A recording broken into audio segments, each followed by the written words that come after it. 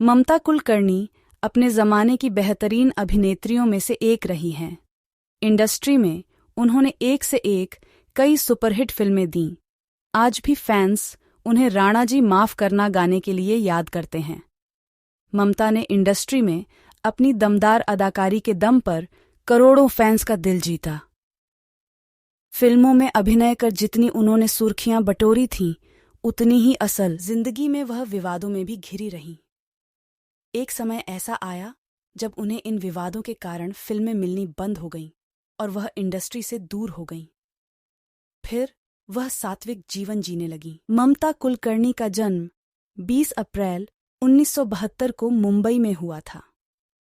ममता ने साल 1992 में आई फिल्म तिरंगा से हिंदी सिनेमा में कदम रखा था। फिर उन्होंने आशिक, आवारा, क्रांतिवीर, वक्त हमारा है, सबसे बड़ा खिलाड़ी और करण अर्जुन जैसी कई हिट फिल्मों देकर ममता जहां सफलता की सीढ़ियां चढ़ने लगी थीं, लेकिन एक समय उनका करियर डगमगाने लगा और वह विवाद की शिकार हुईं। दरअसल ममता ने स्टारडस्ट मैगजीन के लिए टॉपलेस फोटोशूट करवाया था। 90 के दशक में बोल्ड फोटोशूट करवाना उनके लिए परेशानियों का कारण बन गया। हर तरफ इन तस्वीरों ने टहलका मचा दिया था। कहा जाता है कि ममता की ये तस्वीरें ब्लैक में भी बेची गईं, लेकिन यह हरकत उन पर बहुत भारी पड़ी। केवल टॉपलेस फोटोशूट को लेकर ही नहीं, बल्कि अंडरवर्ल्ड के डॉन के साथ अपने रिश्ते को लेकर भी ममता काफी सुर्खियों में रहीं। अभिनेत्री को लेकर कहा जाता है कि राजकुमार संतोषी की फिल्म चाइना गेट में ममता को आधी शूटिंग के बाद बाहर कर दिया गया था, लेकिन जब अंडरवर्ल्ड डॉन छोटा राजन को इस बात की खबर हुई तो उनके इशारों पर अभिनेत्री वापस फिल्म का हिस्सा बनी। बाद में कहा जाने लगा कि इंडस्ट्री में ममता कुलकर्णी का सफलता पाना अंडरवर्ल्ड डॉन के कारण मुमकिन हुआ है।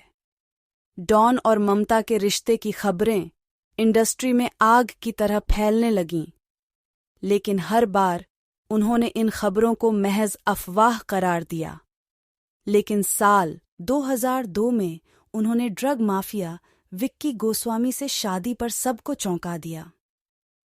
साल 2016 में ममता और विक्की को पुलिस ने केन्या एयरपोर्ट पर तस्करी के मामले में गिरफ्तार किया। हालांकि अभिनेत्री ने इसे साजिश करार दिया और बाद में उन्हें छोड़ दिया गया। शादी से पहले ही धीरे धीरे ममता ने फिल्में करनी कम कर दी थीं। साल 1999 में अभिनेत्री ने फिल्म इंडस्ट्री को अलविदा कह दिया और शादी के बाद गुमनाम हो गईं। साल 2014 में ममता अपनी आत्मकथा ऑटोबायोग्राफी बाय योगिनी के लिए दुनिया के सामने आईं। इस किताब को लॉन्च करते हुए उन्होंने अपने बारे में कई बातों का खुलासा किया।